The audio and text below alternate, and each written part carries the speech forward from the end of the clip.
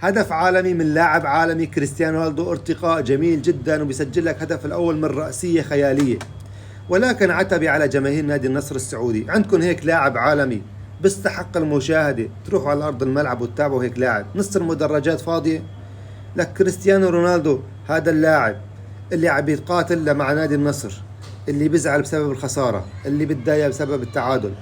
اللاعيبة النادي النصر الموجودين أخشب أرض الملعب. لك عندك لاعب المحلي سلطان غنام باك يمين، روح اتعلم من أشرف حكيمي، شوف كيف بيلعب باك اليمين. يا رجل على طول أنت عند الخط باك اليمين واقف، لك ما بتعرف ترفع لك أوفر، لك أوفر ما بتعرف ترفعها.